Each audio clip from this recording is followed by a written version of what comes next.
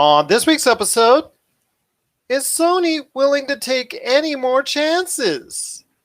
How NFTs can shape the world of collectibles? And is a Fast and Furious-Jurassic World crossover a good idea?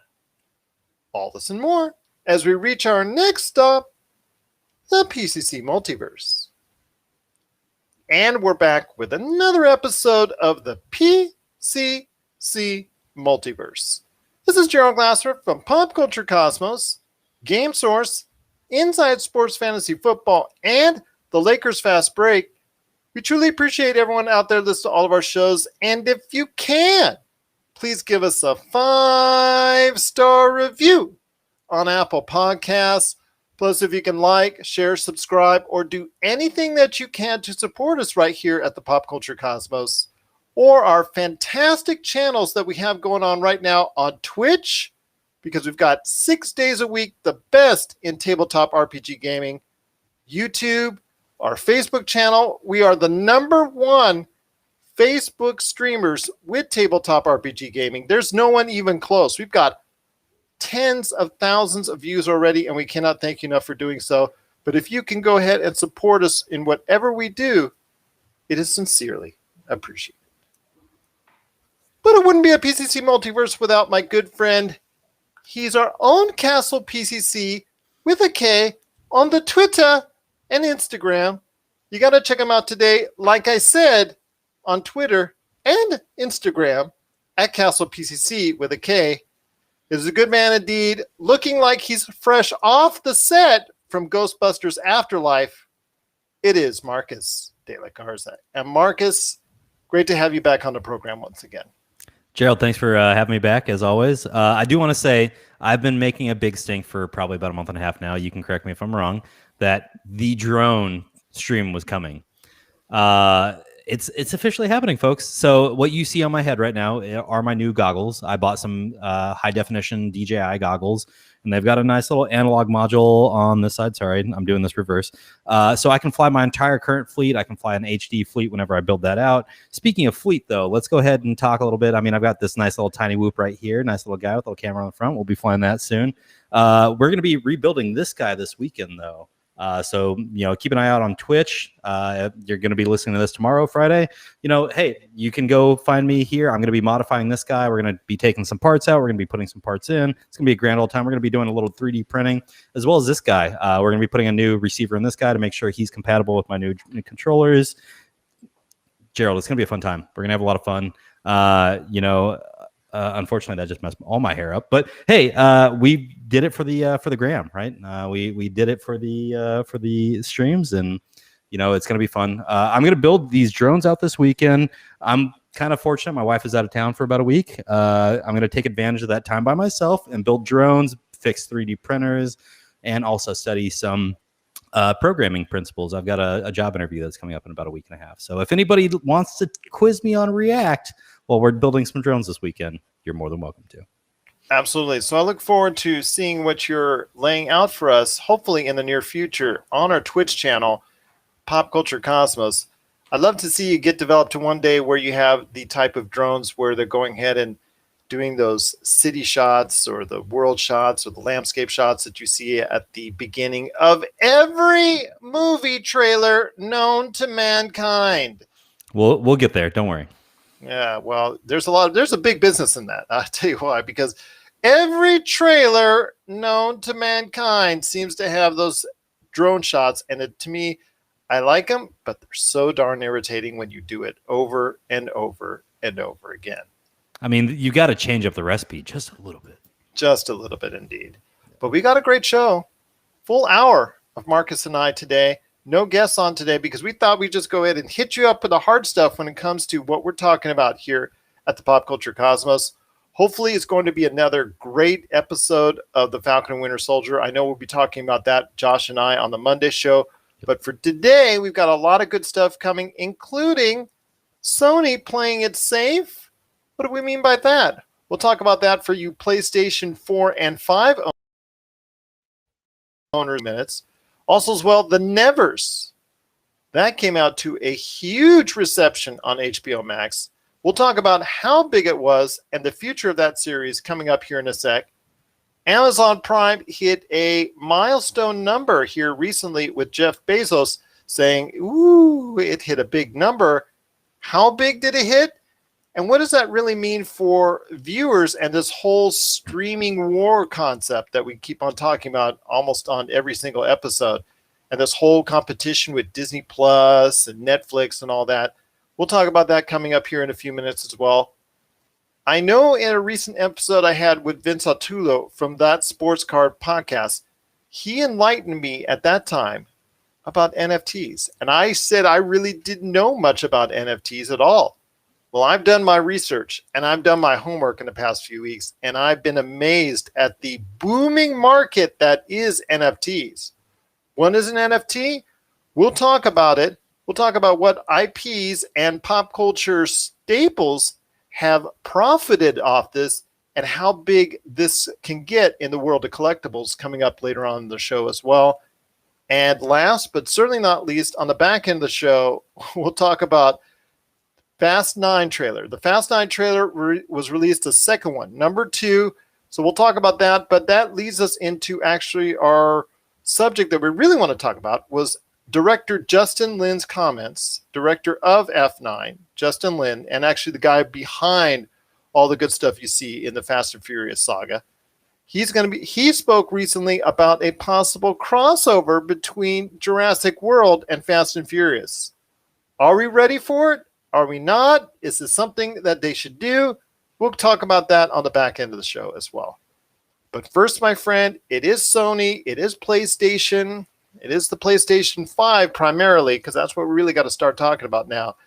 And there were recent reports, again, attributed to some of the most important writers that are out there, Jason Schreier and others, all reported on it, IGN, Kotaku, et cetera, Bloomberg, all the major entities that are out there, talking about Sony. And it's actually more than rumors. It looks like it's almost something that Sony doesn't want to admit, but it looks like Sony has shied away from one of their medium hits of last year, actually 2019, Days Gone. Days Gone, the zombie thriller, was something that came out to mediocre reviews, was a big hit for our good friends at Retro City Games. Douglas Hoyobu, the owner of Retro City Games, was really into it, and that was his game of the year of 2019. There was talk about a sequel. Ben Studios actually was going to go ahead and propose. Actually, they did go ahead and propose a Days Gone 2, but unfortunately, Sony has shied away from that concept at the moment and wants to focus primarily on a reaffirmation of the blockbuster IPs that they have, including a remake of a remake of one of the most iconic games that they have, and The Last of Us, which is not really that old, and they've already done a kind of like up-resing to it already. They've already updated once and re-released it. Now they like they're committing to that instead of going out maybe a little bit more independent ones or smaller titles like they did have in the past. Journey was one of their great successes. I guess those small titles maybe don't appeal them to anymore. I want to hear your thoughts, my friend, as we get into it on Sony's reluctance to go ahead into taking chances, taking a gamble, and instead going with these larger franchise concept ideas. And that'll lead us into The Last of Us and that whole thing in a second here. But do you really see The Last of Us being remade a thing that they really need to do? To answer that last question immediately, no, I don't think so. This is one of those things that I think we're doing our classic COVID pandemic like money grab thing where we just remake something and it's already been remastered. It's already been remastered. Yes, I understand that, and that's it has been remastered, but we're doing our money grab. Yeah, right. We're doing our money grab for the PS5 now, and that's fine. If you need to raise money to do something, great. I understand that profits were down a lot last year. But what I don't really support here is the fact that, we're kind of walking away from some of these medium titles, some of the smaller titles, and just putting our money into these AAA titles. And weirdly so, Sony just invested another $200 million in Epic Games as well. This is some weird stuff going on with Sony's investment in IP. I don't think this is a great idea in the long term. However, I also know that I'm not a financial strategist when it comes to things like this, investing millions and millions of dollars into intellectual property. So I will go ahead and say, Gerald, that I'm not really on board with this. I don't think this is a great idea, but obviously I'm going to reserve the right that Sony's going to be right in the long run. I'm going to go ahead and put a little asterisk on that and say that might be a 1% chance, though. I find this very disappointing that Sony is not willing to take chances, because over the past 20 years or so, I think since the PlayStation 2, and especially in the PlayStation 3 era, I think they really took a lot of chances on some smaller games, smaller developers, and they really profited from it. I think they had some really nice titles. I mentioned Journey, which was a huge hit for such a small game, got acclaim as being a game of the year from many different outlets, was something that was a huge success for them. And then obviously they have the bigger titles with, they have the show that they do that just came out, MLB's The Show, that has been a pretty good success for them. They obviously have God of War. They also have all the other PlayStation exclusives. And of course, Naughty Dog is probably their premier studio. And not only have they, as it should be, though, as it should be, they've really done a great job with the Uncharted series, which is one of my all-time favorites. And of course, what they've done with The Last of Us. I know The Last of Us Part 2, that was like all over. People were loving it. People couldn't stand it. But again, at the end of the day, it was so well made and so well crafted that it garners, quite a few Game of the Year awards in and of itself. So, I mean, even though how divisive the storyline was and some of the choices that were made within, it was still a well-made game to the point that it's been revered as far as one of the best of 2020. In fact, it was up for many awards as far as whatever Game of the Year you were looking at. But to me, going back with The Last of Us, which the original version was made for the PlayStation 3, at the tail end, let's put it in context here, at the tail end of the PS3, and then, because it was 2012, I think 2012, 2013, if I'm not mistaken. So that's the tail end of the PlayStation 3, and right before the PlayStation 4 came out. And they gave us, as PlayStation 4 fans, they gave us a remastered version of this already. So they've already bumped it up once. They have. So my question to you is, them focusing on this instead of possibly going into a series or an IP that they could actually build upon. And I'll lead into another one that I wanted to see them go ahead and build, but we don't have any idea if they'll ever have a future for it. But Days Gone is something that, again, what our friends at Retro City Games and Douglas Hoyabu said has been to him a sensational experience. And yes, I understand that the reviews were mixed, but it did make a profit from all that I'm seeing. It did sell enough copies. Now, was it a huge success? No, but this is the type of thing where if you go ahead and build upon it, could become an IP that you could really stand behind. But it seems like Sony doesn't want to go ahead and do that, which is very disappointing. Something I always want to say is like The Order 1886, which was a beautiful looking game, had a lot of issues as far as the gameplay is concerned. The game was shorter than heck, although now these days, I don't think people would be making a big deal about it being so short, but at that time, a 5.5 hour, 6 hour game, I guess, was too short for them. So, but it was it was way ahead of its time as far as the way it looked and the graphics that are on it, just sensational.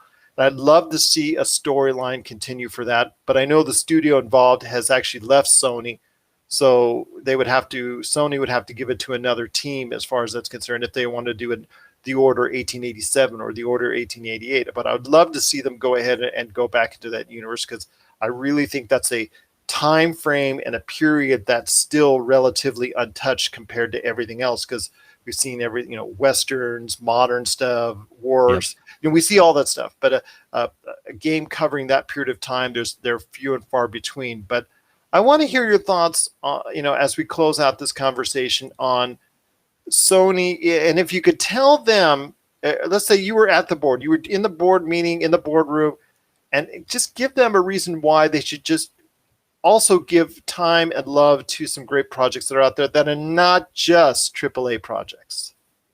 We see a lot of great things out of AAA titles, and I think my biggest argument here would be that, yes, we do see some really game changing, really see some game changing features that are developed in AAA titles. But I think a lot of times we see some of the best things in the small storylines that happen in some of the smaller titles that come out.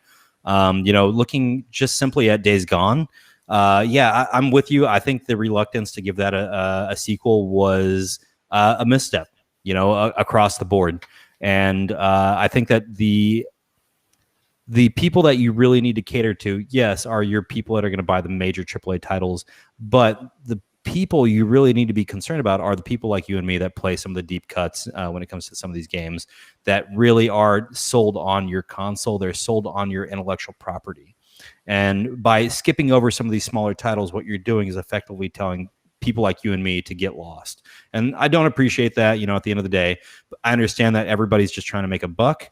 But I mean, if you want to make sure that I'm going to be around for the next 20 years, give me something that, is going to satisfy me. And unfortunately, year after year of Call of Duty, as much as I was hyped about this year, isn't going to do it for me. Year after year of MLB The Show, year after year of NHL, whatever it is, it's not going to do it for me in the long run because I've walked away from a lot of those annual titles. You got to give me something that's actually compelling, and I think a lot of times your medium-sized studios that are releasing those games that are just sneaking in under the radar, but are actually like a 71 or a 75 on Metacritic or anything like that. Those are the things that are important. Those are the games that are going to keep people happy and satisfied between AAA titles. Bend has not been a big studio. Bend is a type of studio that if it were to leave tomorrow, or if Sony decided to go ahead and give them the axe, people would be, okay, they did some decent stuff, but they mostly did either small games or support games, or support for larger games. That's basically right. What they've done over the course of their history. They did a lot of stuff for, the PlayStation Vita. They did a lot of stuff for other platforms, and they've had some, nice successes, but they've never had that true AAA success. And Days Gone is probably the closest that they've come to it. And unfortunately, at this point in time, they don't see, or I don't see, or anyone sees a future for that series, which is a shame because huge it's shame. Something. Yeah, it's a huge shame. I know it's another zombie flick. Get that. Yeah, I get that in an apocalyptic world, but it's something that did connect with a lot of players out there, and I'm hoping that Sony will revisit this concept because it's not just going to take 2 or 3 big titles that you throw at people each year to go ahead and ultimately win you out on your next console generation, because you have Nintendo building a better Switch, supposedly, that's going to come out and going to 4K Switch. Yeah. Well, actually 720. Good luck on trying to get 4K. Yeah, that'll come out in 2029. But anyways, I want to go ahead and say that Nintendo Switch is still selling like hotcakes. The Xbox Series X, they can't be number 3 forever with the way that they're going ahead and putting enough time, effort, and money, and obviously the acquisition of Bethesda. They may not be number 3 forever. So you just can't just take everything for granted. You've always got to be innovative. And one of the things Sony has been over the past 2 decades is they threw stuff out there. Sure, they've had a ton of failures. Let's get that out of the way. They've had a ton of failures. But they've been willing to take chances, more so than Xbox, more so than Nintendo. And going reverse course right now, I think, would be a grave mistake for the future of the Sony of the PlayStation IP. I agree. Taking a step back and just focusing on your AAAs is going to do nothing for growth in the long term. What drove people to the PS4 are some of the deep cuts, some of these PlayStation exclusives that were smaller studios. I think I'm with you, man. We're going to do more damage in the next decade than if we keep this policy of, just really going after the AAA titles and kind of letting the smaller studios have their one-offs and be one and dones, man. We're going to do a really, really, really significant disservice to our hobby and the industry across the board. What are your thoughts out there on Sony clearly putting a focus on just solely AAA gaming? Share us your thoughts. PopCultureCosmos@yahoo.com. Well, my friend, there's still much more to talk about on today's program. Wanted to give you a heads up that The Nevers debuted last week to a big $1.4 million, million dollars, but 1.4 million subscribers actually got a chance to see it first off the debut of The Nevers.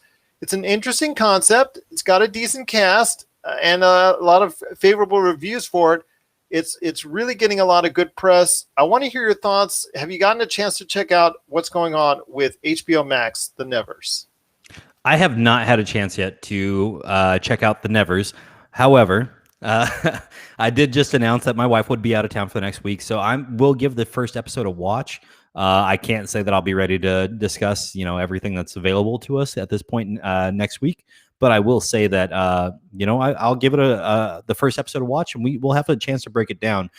I had a chance to watch the trailer. Stunning, man. I mean, visually stunning. And there's something about that like darker, kind of dirty film style that we've got going on with this show, man. Like, plus it was also captivating. Yeah, it is captivating. Plus, it covers a time period that's not regularly covered. Yep. And something we talked about with the Order 1886. I was just going to make that comparison. Yeah, it's this really cool time frame that gets overlooked quite a bit. And I think that's one of the reasons why The Nevers could be a real big success for HBO Max going forward. Yeah, it's got kind of a whatever cast to it. I'm sure I should know a lot more of these names. But it's gonna be. I think this is gonna be a hit just based on the trailer alone, and I can tell you that after I watch this episode, it's gonna be a yes or a no moving forward. I tend to have that gut feeling within an episode or two, and you'll see me do like the gladiator. Yeah. We'll sit on the couch and do that, at each other, my wife and I, and just be like, "Are we doing another episode? No. All right, cool. We're gonna move on." But just looking at the way that it was shot, looking at the general storyline here, I'm excited for this one, and I can't wait to break it down with you next week. Absolutely. Going to be interested in checking this out myself. It is The Nevers that's now available on HBO Max.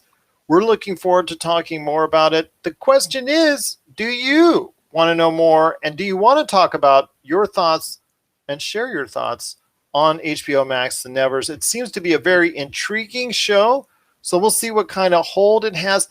And the most important thing is HBO Max. What does this do for HBO Max as far as driving in more subscribers, driving in more viewers?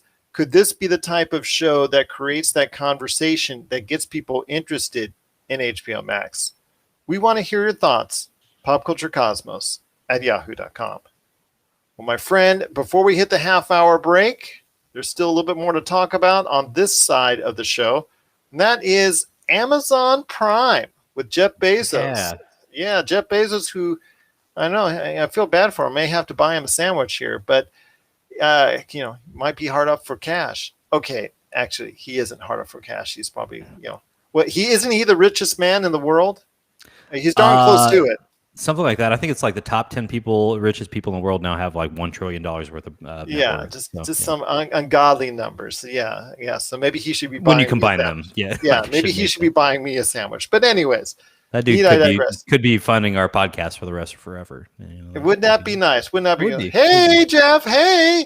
But anyways, I want to go ahead. The Expanse. We know you like The Expanse, Jeff. It's fun. Yes. We'll do it every day. We'll do it if we have to. But Amazon did talk about a lot of things that they're doing going forward, but one of the things that Jeff Bezos did mention was 200 million subscribers as far as for Amazon Prime. And that just means as far as whether you buy it for the free shipping, whether you buy it for all the perks, whether you buy it for the Twitch integration, whether you buy it for the viewing of stuff as far as movies and television shows specifically headed to Amazon Prime.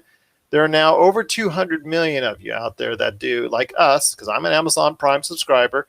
I go ahead and I watch some shows occasionally, but obviously the first thing that attracted me to it was the savings and the things that you could get for free as an Amazon Prime subscriber. So I want to ask you this. It's a different dynamic than you just saying outright they have 200 million viewers like Netflix, because Netflix beat them to it, 200 million. They're well over 200 million now as far as subscribers are concerned. Disney Plus is over 100 million, and then we go from there. Do you really count them as a true contender in this mix? I know we do on occasion, like for instance, the Lord of the Rings series, when that comes up. We talk about The Boys as being something everybody seemed to be getting into. Yep. The Expanse that you talked about, which is going to go into its final season here. I mean, there's a lot to talk about with Amazon Prime.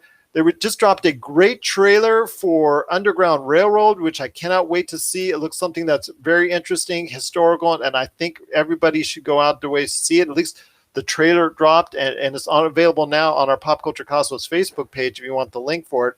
It's something I think a lot of people should go out of the way to see. But I want to hear your thoughts on Amazon Prime. Is it a true major contender in the streaming wars? I think it is, but you do have to put that asterisk next to their 200 million, I think. A lot of us joined Amazon Prime, as you said, for the savings benefit. You're right. I wanted the 2-day shipping and I wanted the free shipping on top of that. So I'm happy to pay, whatever it is now. I think when I started Amazon Prime, it was like $75 a year because I had a student membership, and then it went up to $99. I couldn't tell you what it is now. It just auto drafts out of my account, and I probably should pay attention to that. But it would be nice if you did. But I will say that, they're 200 million subscribers. I would love to know how many of those are actively using their streaming services. Now, mind you, I did say services, right? Because it's not just Amazon Prime streaming video. You actually have... like I said, about the integration with Twitch. You got Twitch. You got Amazon Music that nobody ever uses for some reason. Well, some people I know swear by it. So again, but that's how much of that integrate. It's like this big puzzle with Amazon Prime. Yep. How many people use how many things from it? The one thing I think that virtually everybody uses it for is they've bought something off Amazon and they've shipped it free in 2 days.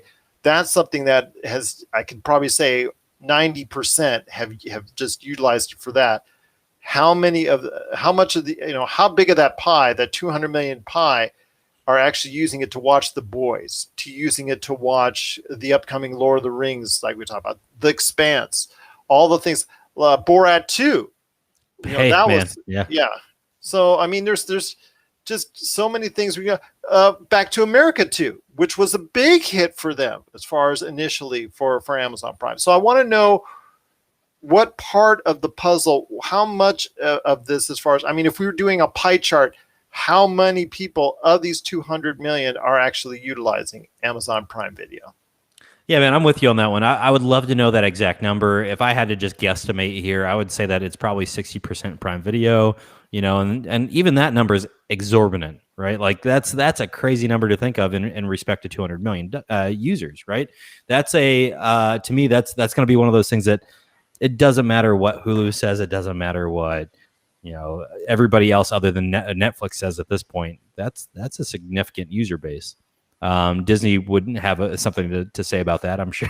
But if you look at a pie chart for this one, I think Amazon Prime Video at this point is starting to overtake their Prime shipping benefits or benefit users, that kind of thing.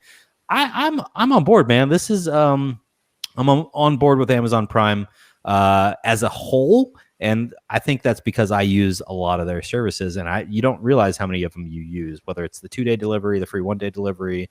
Oh, I know how much I use. I use it a lot as far as the shipping. Oh, yeah. I probably use it way too much. We hit a point where when I was working from home, I felt like every day I was waiting on something from Amazon, whether it's a $5 piece or a $15 piece or, occasionally a $50 piece being shipped in the mail to me. I felt like I was always waiting for something to show up. Same here. I do it almost every day, or my wife will tell me, hey, there's something coming to the front, just to let you know. I'll say, okay, all right, waiting for it indeed. But it is something that people need to realize. Amazon Prime has that 200 million database. So if you are in the Amazon boardroom, so I'm taking you now from the Sony boardroom. So we're going to fly you from Japan. We're going to go ahead and fly you from Japan, and we're flying you into the headquarters of Amazon, wherever that is. I don't remember off the top of my head, so I'm sorry. But, okay, you're flying into there, and you're going ahead, and you're walking up the stairs, and you're going to meet Jeff Bezos now. Oh, God. All right, let's do the corporate lunch and all that. You want to go ahead and try and increase that share of the pie of the 200 million subscribers to go ahead and start watching more Prime Video. How are you able to accomplish it? What are you going to do to make this happen? One of the big things I think we've talked about over the last year, when it came to The Expanse, especially when it came to The Boys as well, the lack of advertisement was concerning to me. You've got how many boxes going out to how many people every day in America? I'm not of the mindset that we should be slipping paper into these boxes and advertising that way. But I mean, why not start printing advertisements on the actual cardboard box itself? Whether it's an advertisement for The Expanse, advertisement for The Boys, advertisement for Borat coming to America, we could have done all these things to really raise awareness of your streaming platform. Do it on your checkout, more digital advertising. Yes, anything, man. I mean, as you're scrolling through the app, as you're checking out, yes, could it be annoying? Maybe, but I think a little, not even a pop-up, just a little advertisement as you're about to hit your checkout button or your complete order button, whatever it is, that just says, hey, have you checked out the most recent episode of The Boys? Or have you checked out the most recent season of The Expanse? Whatever it is, I'm on board with that as long as it's not a pop-up. Don't give me a pop-up. But I think advertising at the end of the day will increase your market share. It'll increase your viewership.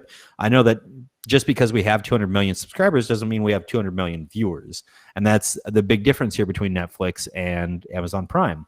200 million viewers are there for Netflix for the video. 200 million people here on Amazon Prime are here, half of them for the free shipping, half of them for the streaming. But the thing is, hold on, because that means 200 million people could be there for the Prime viewer. It could be, but they're not. They're not. I mean, you start looking at some of these accounts that all they do is order the occasional thing. They don't watch any streaming. They don't listen to any music.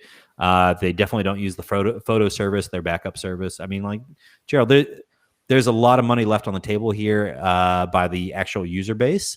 And some of that is on Amazon to make the users aware that, hey, we've got all these benefits that you're not making use of.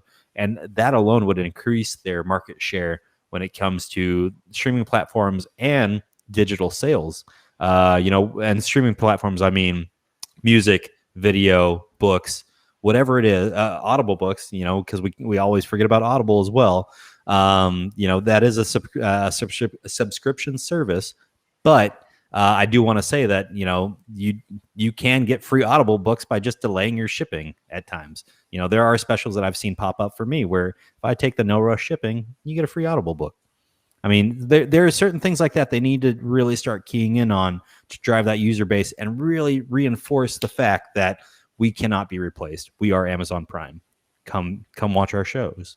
Come do whatever you want with us. We've got it. We can do it. We can make it happen.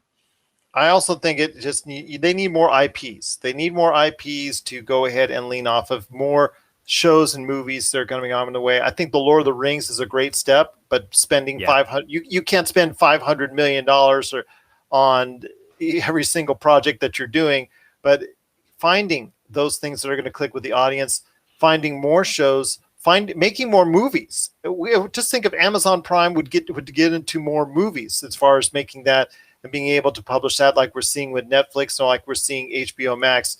We're going to see many of those movies hit those streaming services over the course of the next year. I would like to say the same for Amazon, but it's up to them. Instead of having them try to go ahead and buy already made movies like Coming to America and bring it over to their platform, hopefully they'll start going ahead and taking that chance to not only create more great shows, but more movies as well. What are your thoughts out there on the future of Amazon Prime? And do you use Amazon Prime Video? What other parts of the Amazon Prime experience do you use as well outside of just the free 2-day shipping? Share us your thoughts. popculturecosmos@yahoo.com. Well, coming up next after the break, Marcus de la Garza and I are going to be talking the universe of NFTs and how it's blowing up for the collectible market. We're also going to be talking about a possible crossover between Jurassic World and Fast and Furious. We'll talk about the latest F9 trailer, speaking of Fast and Furious. And I'm also going to ask Marcus his thoughts on Falcon and the Winter Soldier as well. This is the PCC Multiverse. And we're back with the show. It's the PCC Multiverse. My friend, appreciate you being back on the show, Mr. Marcus de la Garza. But I wanted to ask you this, Marcus. The NFT craze is going huge. And I said earlier, I had a conversation with Vince Autullo from that Sports Card Show podcast, and he's bringing that back. So if you get a chance, please check out his awesome show, That Sports Card Show podcast. I wanted to ask you this. The world of NFTs is growing fast and furious, pardon the pun, as for later in the show. But I wanted to ask you this. The NFTs, and if anybody out there is unfamiliar with NFT, like I was just a few weeks ago, I've done some research on it, and here it goes. An NFT is a piece of artwork stamped with a unique string of code and stored on a virtual ledger called a blockchain. So if people out there are trying to figure out what that is, it is a digital collectible, can be for any amount of time, but it's when it's made, it's stamped, it's pressed, it's labeled. It's basically going to be a one of a kind or in a few sorted allotment. Right. Basically, you can think of it like trading cards, collectibles, things of that nature. Best way to think about it.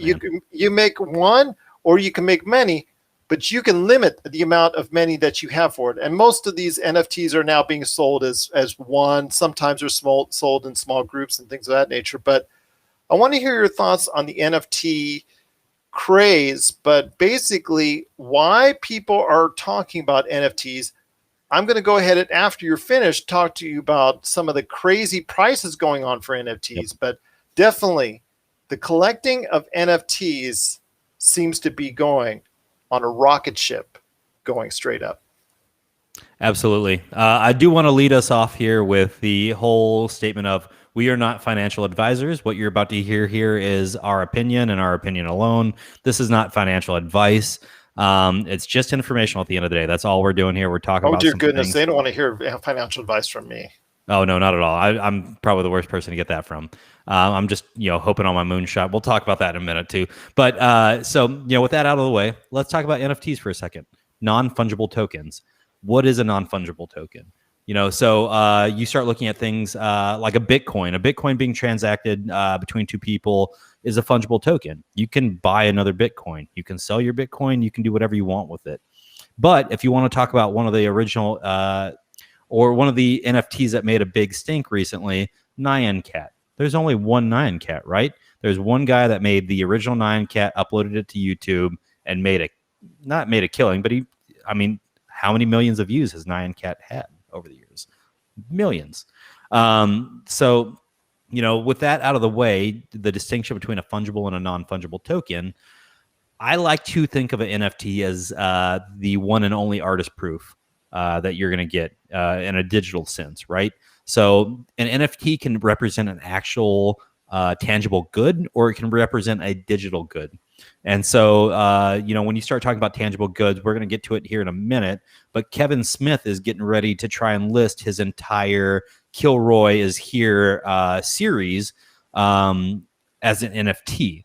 Now, if that actually sells, there's more than just the digital rights ownership there. It's the actual tangible property, whatever comic books and sketches he's done on paper, this would all ride along with that NFT. So if I buy it, so let's say if I buy it for X amount, I can go ahead and sell that to Netflix because I own it, correct? Yes, you would secure the rights to exhibit, distribute, stream the work, whatever you wanted to do with it. You wanted to remix it, great. You remix it at your own, you've got this proof of ownership on the blockchain that says, I am the one and only owner of this one thing, this one series, Kilroy is Here. Now, that's actually one of the longer demonstrations, the longer examples. Right. Yeah. People are talking, usually what there is as far as what I'm seeing lately is like, for instance, NBA has just, with the top shots that the company that they created have done a huge market in this already. Most of those are usually highlights of a specific player. They go ahead and make it and turn it into an NFT, and then they sell it off to the highest bidder.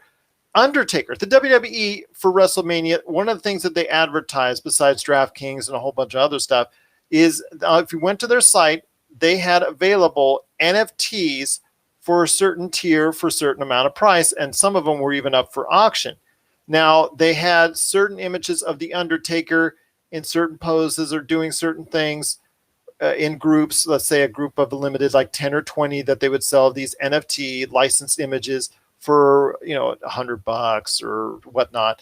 Then they had some rare ones that they sold for just even much more than that. So they sold, in fact, one which was an appearance, coming out as far as an entrance is concerned, that you and I can see on the WWE network on Peacock at any point in time. But they made a digital version of an entrance of Undertaker coming into the ring for WrestleMania. That was sold for $30,000. And then on top of that, somebody in an auction paid $100,000 for an image of Undertaker throwing Mick Foley off the cage in 1998 King of the Ring. That sold for $100,000. Obviously with the intention of not just collecting it, but turning it around in X amount of time, because we're seeing exorbitant prices for these NFTs being sold at auction. We're seeing, going into the millions of dollars for sports NFTs. I know recently the music industry got, hundreds of thousands of dollars, examples of NFTs being sold for hundreds of thousands of dollars for charity. We're seeing a ton of this stuff as far as NFTs going up like crazy. It seems to be a limited buying base, but a base that's getting larger and larger as more people are becoming more knowledgeable about this whole NFT marketplace. Yeah, man, this is all the craze that's been built around the crypto craze that has been building in 2021. And, this is an extension of the whole GME, Robinhood, retail investor thing. We've benefited from the stimulus package throughout the last few months of people getting a little bit of extra money, and that money is being turned around and being put into the stock market, into cryptos, into NFTs. And so that's why we've really seen the rise here. I do want to go ahead and point out, though, that was it an image or a video clip of Undertaker throwing Mick Foley off? It's a video clip. It's actually just it's just the part where he throws him off the cage. It's not the match. It's just that 10-second clip, right? That's it. Just where he throws him off the cage. So I do want to say that, think about how much money that clip alone has made throughout the years, right? So this becomes a personal investment. And again, you've got to do your own research. You've got to make sure that this is what you want to spend your money on. But if you think, and you can tie your wagon to this and find some sort of, logic to justify it, what you can do is start buying some of these clips, whether it's the Undertaker throwing Mick Foley off of the cage, whether it's LeBron posterizing somebody on the court, whoever it is, whatever it is, you can buy the ownership of rights for these things. I am of the mindset that the NBA is going to be the more solid NFT at the end of the day, because think about how often a lot of these shots, a lot of these replays happen on TV. Plus, they jumped on it first. Well, and so you start thinking about it. All right, so as LeBron posterizes somebody on the court, that clip gets played how many more times throughout the season? So if you're the first person that buys that the very next day, every time that airs on NBC, CBS, whoever it is, ESPN, you're getting that money. You get that money for them streaming that clip. And so this becomes an investment at the end of the day. Whether or not this is a smart investment is on everybody else. You've got to do your own research again. I know I sound like a broken record, but you're basically betting that this form of digital rights ownership, when it comes to tangible or intangible goods regarded as art, is going to be your long haul investment. And that's, I think this is a really, really encouraging sign when it comes to cryptocurrency. It's kind of showing that it's around for the long haul. I mean, something like storing a ownership of a non-fungible token on a blockchain is a very secure way to have this around for a long time. I don't see our technology going anywhere anytime soon. So with that being said, if you could get your name on the ownership of, I don't know, Kilroy is here, you're going to you might make money tomorrow. You might make money 20 years from now. But as long as you hold, at some point, that valuation is going to increase, because there's only one Kevin Smith in the world. And there's also only one NFT of Kilroy. He's going to make only one FT of it. So the last thing I want to go ahead and cover on this is the other aspect of it, which not a lot of people get to talk about, and that is the cryptocurrency NFT. When you're doing these things, the impact on the environment. So this is not just and like everything, there's got to be a give and a take. It takes a lot of energy to go ahead and string the code together and create these NFTs, to go ahead and make them an exclusive in either a one or a group type package and format. Right. Okay. You know, whether it's just you're making only one or whether you're making 10, 20, what have you. So, I mean, there is an impact on the environment because it takes a lot of energy in order to create it. It's not just like you and me, like right now, streaming. I mean, there's a small amount of energy that's being used. It's, you know, that we're doing by just streaming this. For NFTs, it's a little bit more than that, isn't it? It is just slightly, though. I mean, it does take a lot of energy to power the miners that are actually logging all this data and doing all those things. When you start looking at it, though, what are people buying NFTs with? They're buying it with Bitcoin, and Bitcoin is actually has a huge environmental impact at the end of the day. It takes a lot of energy to run a Bitcoin miner, and you're not necessarily just running one. When you put the money into it, you're probably running 10, 15, 20 miners at the end of the day, and those suck up a lot of electricity. You know, there's been a joke throughout the years about if you put a drug house and a Bitcoin miner house right next to each other, they'd probably look the same at the end of the day because, the power consumption in one is probably going to match the power consumption in the other. It's going to be hard to differentiate. So, there is a nasty environmental impact when it comes to Bitcoin. However, I do want to say that there are things, solar energy, that are helping to alleviate some of that impact that we're having on the environment. You know, if we can do things like diversify our energy inputs when it comes to a lot of the mining farms, and I do mean farm. I mean, if you really want to get into it, Vice has a few documentaries where they go through warehouses in China that are Bitcoin mining farms.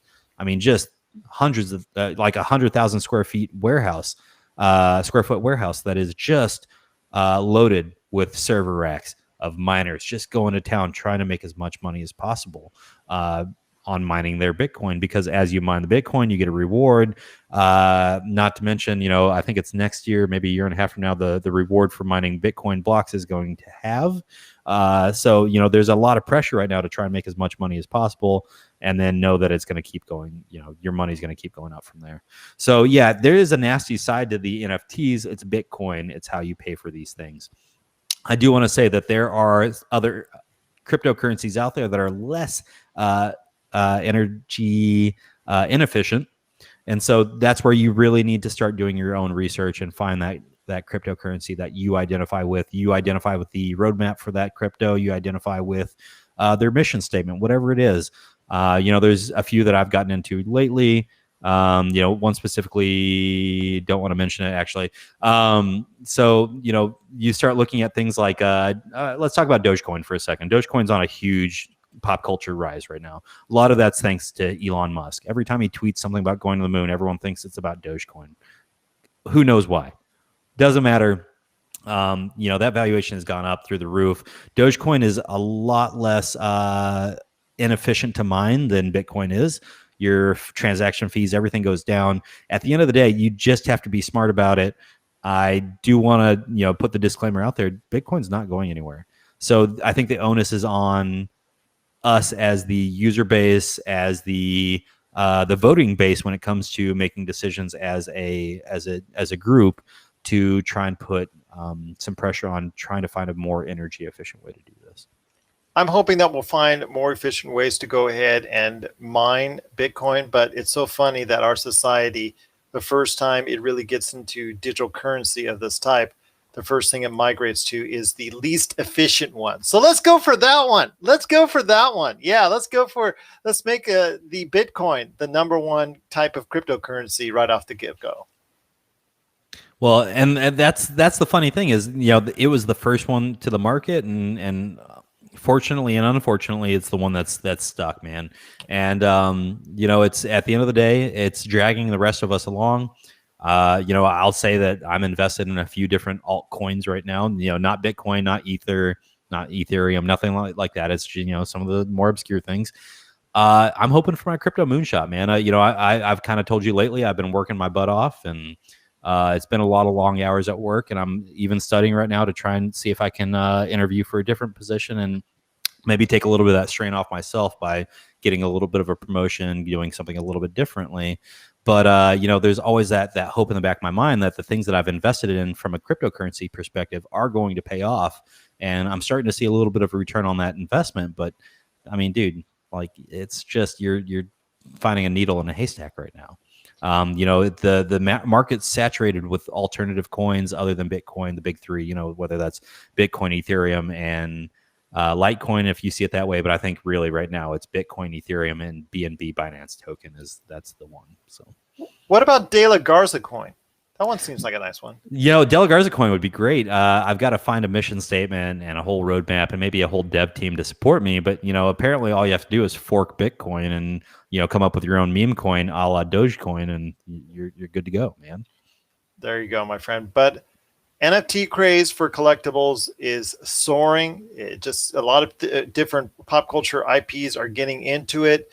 It's not coming late right now because it's still plenty of time to go ahead and invest and try to find a deal worthwhile. But if you are interested in more NFTs, I highly suggest going ahead and reaching out to us. We'll send you over some articles, or going ahead to like you said, going into more of cryptocurrency, things of that nature, but also the craze of NFTs. If you want to know more about NFTs, please reach out to us, popculturecosmos@yahoo.com. Hey, man, my friend, before we head to the next topic or whatnot, before we head to the break, maybe we should create our own NFT of Pop Culture Cosmos. Hey, I'm into that, dude. If we could go ahead and just start, you know, earmarking our episodes, especially when we want to do something special, we can create our own NFT, you know, whether it sells for $10 or $100 or maybe even more. Only remains to be seen. Yeah. Pop Culture Cosmos NFT. I like the sound of that. But if you want to know more about the craze of NFTs, or if you have your own ready, please let us know. popculturecosmos@yahoo.com. Well, it's been a great episode, my friend. I can't thank you enough for being part of it on today's program. Looking forward to speaking to a returning Josh Pearson about all the good things coming up this weekend in pop culture. Hopefully, we will go ahead and be able to get a chance to talk about Falcon and Winter Soldier, Episode 5, which brings me to one of my last two topics with you. And I snuck this one in there, but I haven't heard your thoughts on Falcon and Winter Soldier as we head into Episode 5. You know, man, this has been a great series to me. You know, if rumors are to believe, there's a lot of people that turned off the second episode about halfway through. I don't believe a lot of that stuff. You know, we're looking at monstrous numbers here for the show. Great storyline so far. I really enjoyed episode 2. I will say we haven't progressed past episode 2 yet. We had a lot going on over the last 2 weeks. But Jamie and I are hitting that point now. My wife, Jamie, I know I say, you know, just Jamie randomly all the time. I should probably tell our listeners that's my wife. My wife and I are, she's going out of town this coming week, but we're planning on having quite a little bit of a marathon when it comes to Falcon and Winter Soldier. I do want to say the acting has been outstanding thus far. The directing, the production value, second to none. I mean, Disney Plus really bringing the heat again. I mean, this is a recipe for user growth, right? Like, we've seen monstrous growth out of Disney Plus already. You start looking at what they're doing with Falcon Winter Soldier, how we're setting up the rest of the Marvel Cinematic Universe, or the multiverse. You know, there's a lot of money to be printed out of Disney Plus moving forward. And I do want to say that I think Falcon and Winter Soldier is really setting a lot of great groundwork. But I know you're going to hate this one. They owe a lot to WandaVision, and they owe a lot to a lot of the other shows that have helped make Disney Plus what it is.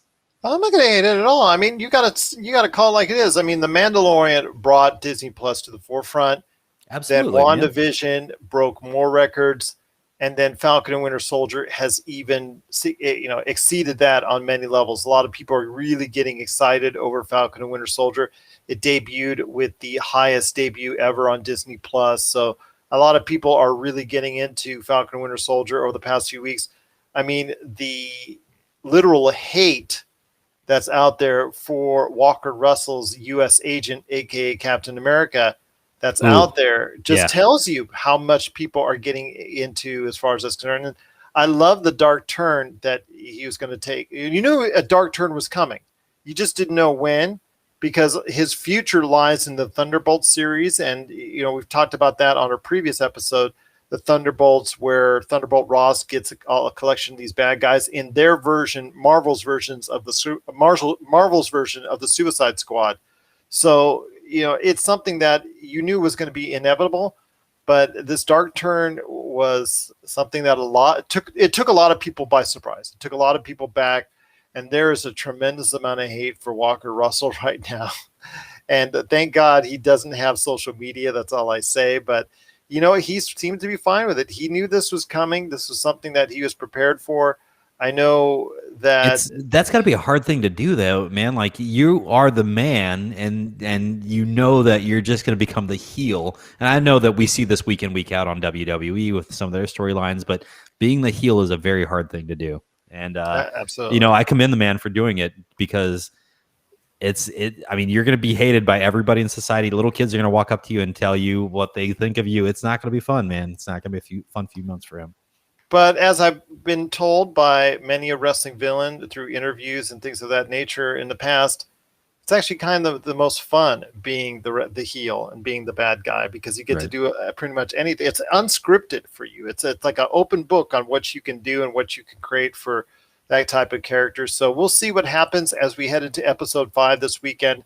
We'll be bringing you our thoughts on episode 5 coming up on the Monday show, so I look forward to it. And I'll tell you what, Falcon and Winter Soldier has been a great, consistent experience. WandaVision I really liked, and then some stuff I didn't like as much. And I've said that more than and often on the show, but overall I thought it was an okay experience, and I enjoyed it, and I don't regret watching it. But for me, Falcon and Winter Soldier, I did like the buddy comedy in the beginning. I did like the serious dark tone it's taken since then. I've been able to connect with it throughout, and I appreciate it for what it is. And I'm just hoping they will close it out with maybe 1 or 2 more surprises that I'd love to see happen. But we'll wait and see, and we'll be able to talk about it here. So be prepared for a spoiler-filled episode of the Pop Culture Cosmos Show coming up on Monday, wherever you get your podcasts. And, of course, the tremendous radio stations that play our show all around the world. But my friend, it's been a great episode. But before we head on out, did you happen to catch the latest F9, aka Fast and Furious 9 trailer? Man, this is a little bit wild. I missed the trailer until right before we went on air. Watched the trailer. Justin Lin, man, really throwing a wrench in everybody's day here. Statements that he made, dude. Well, no, not the statements. I want to talk about the trailer first. We'll get into that in a second. Okay. What was your thought process on it here, dude? Because it was, we're looking a little bit like we're already gearing up for a crossover from what it looked like. Well, and that might be the next place it might have to go to, because they've seemingly done everything else in the previous 8 and now 9 when that comes up, and that gets debuted to theaters coming up later this year. But Fast 9, they obviously, if you haven't checked it out yet, and we have the link on our Facebook page on Pop Culture Cosmos, you see the dynamic that's being built towards Vin Diesel and his younger brother. And I say that in quotations because he's really not that much younger, but it is John Cena as playing his younger brother. And they have a dynamic where they cannot stand each other. So they are basically essentially at war with each other. How funny how that, that John Cena as his younger brother only shows up in Fast and Furious 9. Yeah, exactly. So, but I will say that I'm enjoying what I saw. But with the Fast and Furious series and the Fast and Furious saga as a whole, you cannot take seriously. They try more and more crazy things to do with cars. Where can we do? Can we jump across skyscrapers? Can we do this? Can we get tanks involved, submarines? Can we have magnets where they just go flying across the screen? They can do. They're trying to do everything that they can. This time, they're actually exceeding the limits of our atmosphere. If you look at the trailer, what they're about to do, if you see what's going on. So space might be in the ordering and the offering for this version of Fast and Furious. Which leads us into our next part of our conversation and our final one of the day, and that's on Justin Lin, the director of Fast and Furious 9 and pretty much everything when it comes to Fast and Furious. He's the overseer of the Fast and Furious IP itself. He recently stated that he could see a day and he could see a world, pardon the pun, where there could be a crossover between a Fast and Furious and the Jurassic World series, which, I mean, believability is out the window already. But to me, this goes beyond it. I'm not sure I would like it, but I realize after you go to space, my friend, there's not much else left to go. There really isn't. And so you start looking at what we're doing here potentially with the Fast and the Furious franchise. You start taking a deep dive into Universal's ownership. You know, if you could find a way to cross over between F9 or beyond, right? So it's not going to be F9; it'll be beyond. Well, F9. I know they're going through Fast and Furious 10. After that, they've said that the series might end, but yeah, tell Universal to go ahead and in a cash-strapped world, especially for the past year, tell them to stop making Fast and Furious. Yeah, and that's hard to do. There's a lot of money in this franchise. It's something that, to me, looking at what's going on with the Fast franchise, it's been, I don't want to call it a slow bleed because they've increased their viewership, but I mean, the people that were around at the beginning, I don't think necessarily the people that are still around for F9. You know, I really enjoyed the first 4 movies. I'm the outlier here that says Tokyo Drift was an outstanding movie. You know, and everything thereafter has been a little bit of a degradation of the original storylines and the original jokes and humor and everything that was in those movies that made them what they were. I live my life 1/4 mile at a time. You know I got to do that. Yeah, every time we talk about it. I know, but family, man, it's all about family. Yeah. You know, this it's going to be. Let me take a second here to compose my thoughts because honestly, it's to me where the Fast and Furious franchise has gone has been totally unpredictable. You know, for a majority of people. The things we're doing now, especially when we start bringing in outer space as a storyline. Han is dead in Tokyo Drift. He's now suddenly alive by Fast and Furious 9. You know, if you look at the Wikipedia for Han, it says he was assumed dead or something, and it's it's hard for me to stomach some of those things that we've done with the storyline after. And Jason Statham, who killed him, is a beloved character now, as you know, part of Hobbs and Shaw and all that. So. Yeah, it's just so funny how this twists and turns. But while you get your thoughts real quick, I want to go ahead and say Universal, they still need to bleed this franchise out because it's not just domestically. They still can make a lot of money from it. The reason why this series has grown and has become such a huge success was the international returns, because the international audience loves this series. They love to just see the cars and just the fast. They don't need a plot. They don't need a fancy plot. They don't need anything elaborate. In fact, that's why the series has resonated, because it doesn't need a fancy plot or just a really long storyline. Give me a good guy, give me a bad guy, and let me race some cars and give me a reason to do just that. And that's why they've been able to go ahead and be so successful. Universal has to figure out a way after Fast and Furious 10 to extend this somehow. May they go the route of a streaming TV show? They might do that, or may they go ahead and build another part of the universe in a movie format? I mean, there's so many different ways that they probably will go, because they're not going to let this stop after Fast and Furious 10. There's no way. No, and actually, I just pulled up the F9 Wikipedia page because honestly, Wikipedia is still one of my greatest sources of information. It was announced in October 2020 that the series will conclude with a 10th and 11th. Oh, 11th? Okay. And 11th. So, I mean, why not set the stage here of 10 is going to bring us into some sort of multiverse where Jurassic World also exists, or Jurassic Park also exists. And, you use 11 as that end-all be-all, tie it all together so that you can make a whole bunch of money off your theme parks over the next But the thing is, okay, does it stop at 11? Oh, well, don't get me started with the theme park rides, because I've been through the theme park rides with the Fast and Furious, and they have been great. But they're not going to stop with 11. Universal's going to figure out a way to restart, to kickstart this series.